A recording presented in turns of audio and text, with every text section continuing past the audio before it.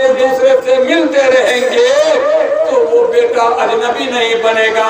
तो video call भी इसमें बढ़ा दिया। लेकिन सुनो मेरे भाइयों, आपको मैं बहुत अच्छा मैसेज देना चाहता हूँ इसी मोबाइल से। कंपनी ने कितनी चीजें बढ़ाई इसमें बोलो। मैसेज बढ़ाया, फेसबुक बढ़ाया, व्हाट्सएप बढ़ाया, गूगल बढ़ाया, नेटवर्क बढ़ाया, सब कुछ बढ़ा दिया।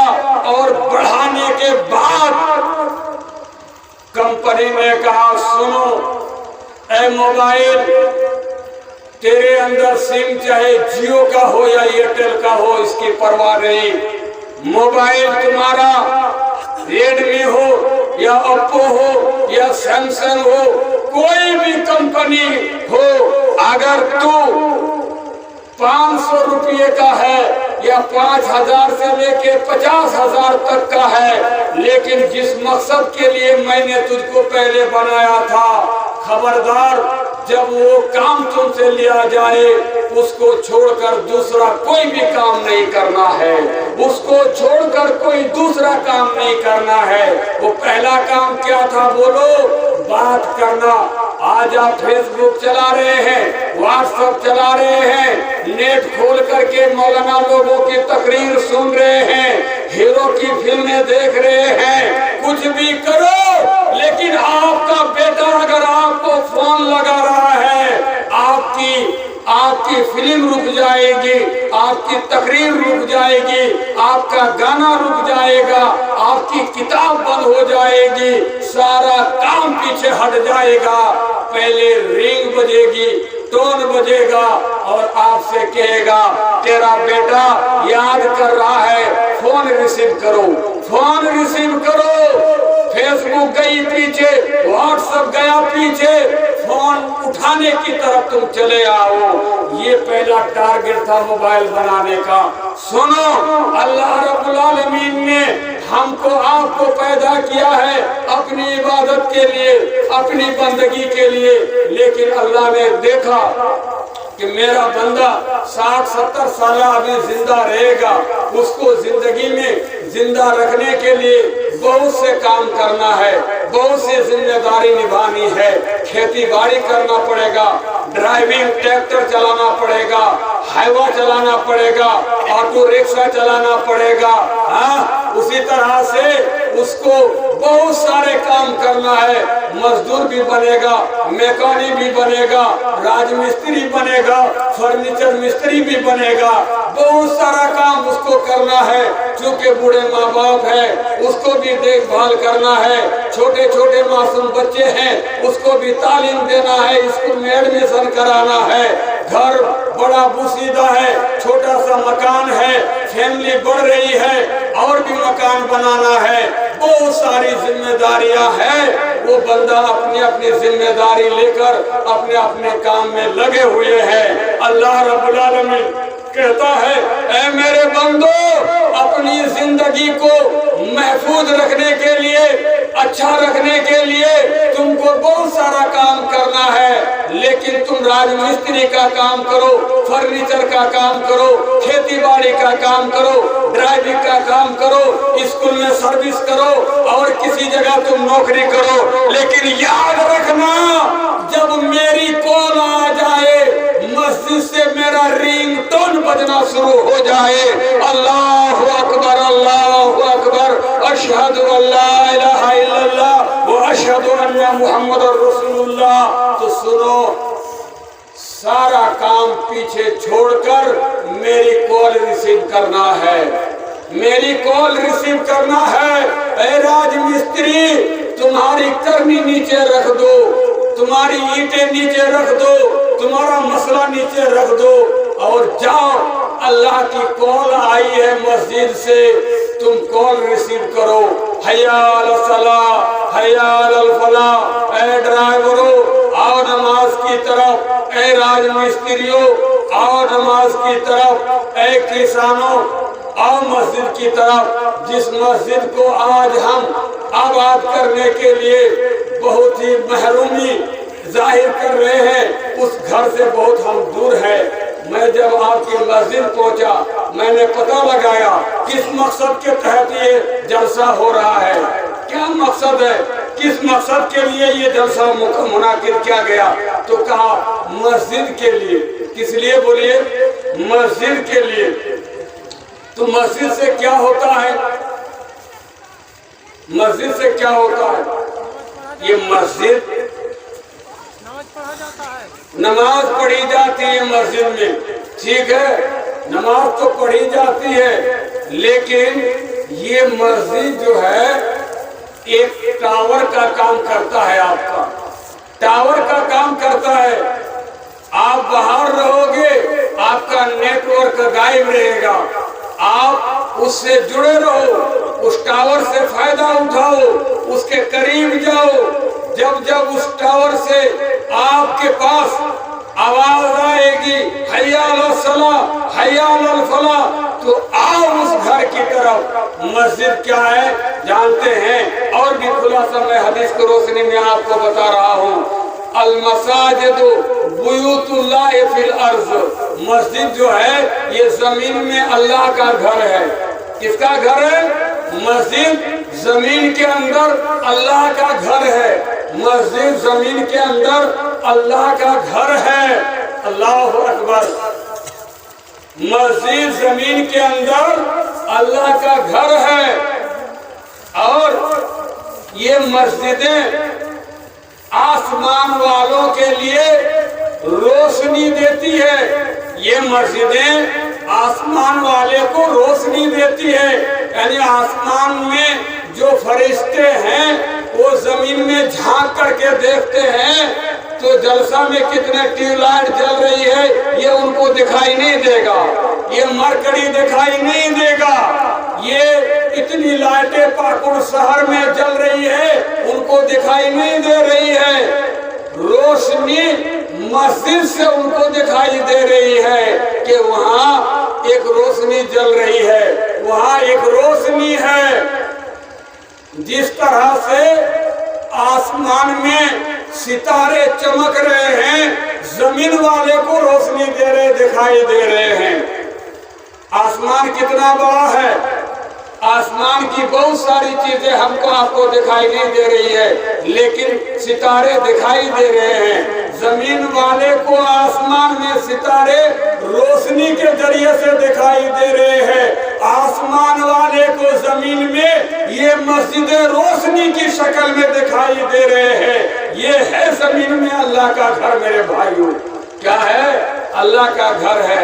اب دوسری حدیث سنیے، اللہ کے نبی جناب محمد رسول اللہ صلی اللہ علیہ وسلم نے فرمایا، فَمَنْ تَوَضَّأَ فِي بَيْتِهِ، جو شخص اپنے گھر میں وضو بناتا ہے، جو شخص اپنے گھر میں وضو بناتا ہے، فَأَحْسَنَ الْوُضُوءَ، اور اچھی طرح سے وضو بناتا ہے، اچھا سے وضو بناتا ہے، یہ نہیں کہ جلدی جلدی ادھر پانی مارا ادھر پانی مارا، کہیں بھیگا کہیں نہیں بھیگا، ایسا نہیں، پورے سنت طریقے سے۔ ابھی تقریباً 15-20 دن ہو رہا ہے، رانچی جانے کا اتفاق ہوا، تو راستے سے گزر رہے تھے، ایک داڑھی والے نوجوان، ماتھا میں ٹوپی تھی، گول ٹوپی، وہ ٹوپی سے پتہ چل رہا تھا کہ اہل حدیث مسلک سے اس کا تعلق نہیں ہے، ہاں لیکن نمازی ہے، وضو بنا رہا ہے۔ معاف کیجئے گا، وضو بنانے کے لیے جب وہ بیٹھا تو لوٹا میں پانی لے کر کے بیٹھا، اور میں نے دیکھا کئی دفعہ پانی لے رہا ہے، منہ میں پانی لے رہا ہے، پانی لے رہا، مجھے لگتا ہے کہ 5-7 دفعہ اس نے ایسا پانی مارا، تو مجھے احساس ہوا کہ اس کو وضو بنانے کا طریقہ معلوم نہیں ہے، بس یہ وضو بنا رہا ہے، منہ میں پانی لے رہا، پانی لے رہا۔ کیا بھائی، پانی لو، چلو بھر پانی لو، آدھا حصہ منہ میں لو، آدھا ناک میں لو، 3 مرتبہ لو، 3 سے زیادہ مت لو، نہیں تو پانی کا حساب لگے گا۔ زیادتی فضول خرچی مت کرو پانی کا، یہ اللہ کے نبی صلی اللہ علیہ وسلم نے فرمایا۔ میں نے کہا یار یہ تو صرف منہ میں اتنا بار پانی مارے جا رہا ہے، اتنا پانی میں تو چھوٹا بچہ کا غسل ہو جاتا لگ رہا ہے۔ عجیب بات ہے یار۔ اللہ کے نبی صلی اللہ علیہ وسلم نے فرمایا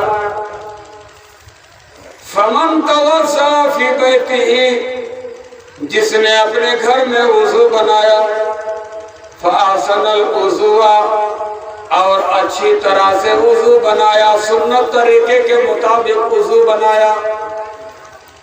ایک بات یاد آ گئی، مجھے سمجھ میں آئے گا آپ لوگ اچھی طرح سے سمجھ رہے کہ نہیں سمجھ رہے، اس بات سے بھی ہم کو تھوڑا اندازہ ہو جائے گا۔ دیکھیے، ایک ٹیچر ماسٹر صاحب ہے، وہ اپنے شاگرد شاہدہ نام کا ہے، اس سے سوال کر رہا ہے، کوسچن کر رہا ہے، پوچھ رہا ہے۔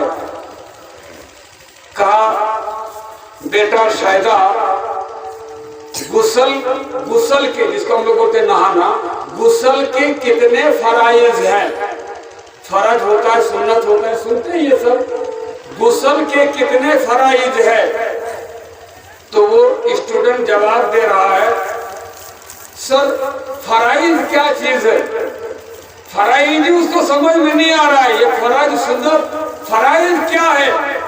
کہا ارے تم کو فرائض معلوم نہیں؟ کہ فرائض وہ ہے جس کے بغیر غسل نہیں ہو سکتا ہے۔ کہ اچھا، جس کے بغیر غسل نہیں ہو سکتا ہے؟ کہاں؟ کہ وہ کتنے ہیں بولو؟ تو کہا وہ 4 ہیں، یعنی غسل کے 4 فرائض ہیں۔ کہ شاباش بیٹے، بہت اچھے بہت اچھے، 4 فرائض ہیں۔ کہ بیٹے ذرا بتاؤ کیا کیا غسل کے فرائض کیا کیا ہے؟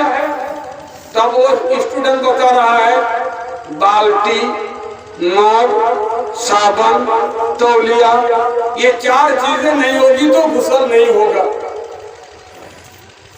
غسل کے فرائض پوچھ رہے ہیں جو حدیث میں ہے، فقہ میں ہے، تو وہ جواب دے رہا ہے کیا کہ بالٹی نہیں ہونے سے پانی کہاں جمع کرے گا، کیسے لائے گا؟ تو بولتا ہے بالٹی کی ضرورت پڑے گی، فرض ہے، بالٹی نہیں رہے گی تو پانی کہاں سے بھرے گا؟ اب بالٹی میں پانی بھر دیا تو جگمگ نہیں ہوگا تو پانی اٹھا کے ماتھا میں ڈالے گا کیسے؟ تو وہ بھی فرض ہے، وہ بھی ضروری ہے۔ اب ماتھا میں پانی ڈال لیا، دن بھر کھیت میں کام کیا، دھول مٹی لگی ہوئی ہے، صابن اوبن نہیں دے گا تو صاف ستھرا بھی نہیں ہوگا، تو صابن بھی فرض ہے۔ اب بول رہا ہے یہ تو 3 ہو گئے، اب پانی ڈال دیا، پانی بہا دیا، اب دوسرا کپڑا جو پہنے گا وہ بھی تو بھیگ جائے گا، تو اس کو پہننے سے پہلے تولیہ سے پوچھنا پڑے گا، نہیں تو وہ بھی بھیگ جائے گا۔ تو بول رہا ہے کہ تولیہ بھی فرض ہے۔ تو بالٹی، جگ، صابن اور تولیہ، یہ 4 فرض بتا رہے ہیں۔ معاف کیجیے گا، یہ قوم کہاں جا رہی ہے؟ اس کو غسل کے فرائض پوچھا جا رہا ہے تو بالٹی اور جگ بتا رہا ہے۔ افسوس، اللہ کے نبی صلی اللہ علیہ وسلم نے فرمایا، من توضأ فی بیتہ، جس نے اپنے گھر میں وضو بنایا، فاحسن الوضوء، اور اس نے اچھی طرح سے وضو کیا، ثم اتی المسجد، پھر وہ مسجد آیا، گھر میں وضو بنایا، اچھی طرح سے وضو بنایا، پھر وہ مسجد پہنچا۔ اللہ کے نبی کہتے ہیں وہ مسجد جہاں وہ وضو بنا کر کے پہنچا وہ اللہ کا گھر ہے، فَهُوَ زَائِرُ اللَّهِ، وہ اللہ کا مہمان بنا، اللہ کے گھر کی زیارت کرنے والا بنا۔ آج عبدالکریم مولانا آپ کے نارائن خورد گاؤں میں پہنچ کر کسی کے گھر پہنچے گا تو اس گھر کا وہ مہمان بنے گا، وہ گھر والے اس کی عزت کرے گا، اس کی چائے پوچھے گا، پانی پوچھے گا، ناشتہ پوچھے گا، کھانا پوچھے گا، رات میں ٹھہرنے کے لیے، سونے کے لیے انتظام کرے گا۔ اس لیے کہ مولانا عبدالکریم جس گھر میں پہنچا ہے اس گھر کا وہ مہمان بنا۔ اللہ کے نبی کہتے ہیں کائنات میں جتنے لوگ ہیں وضو بنا کر اپنے گھر سے جب وہ مسجد کی طرف نکلتا ہے اور مسجد میں داخل ہوتا ہے تو وہ اللہ کے گھر کا مہمان بنا۔ جب اللہ کا وہ مہمان بن گیا، اب اللہ کہتا ہے میرا بندہ جب میرا مہمان بن گیا تو میرے اوپر واجب ہے کہ میں اس کی عزت کروں، میں اس کی عزت کروں، میں اس کا سمان کروں، میں اس کی خاطر تواضع کروں۔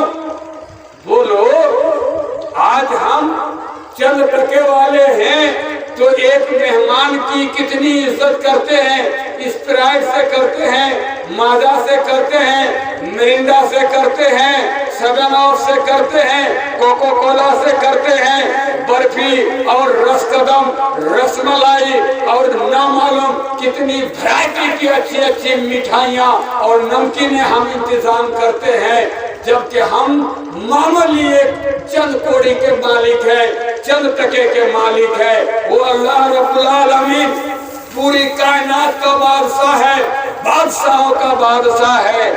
وہ اپنے گھر میں کوئی مہمان پالے گا تو کتنی اس کی عزت کرے گا، اندازہ لگا میرے بھائیوں۔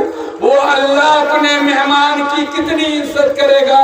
اللہ کہتا ہے میں اس کی اتنی عزت کروں گا، اتنی عزت کروں گا، اس کا گناہ معاف کروں گا، اس کا درجہ بلند کروں گا، اور اس کی نیکیاں میں آخرت میں نجات کے لیے نوٹ کر لوں گا۔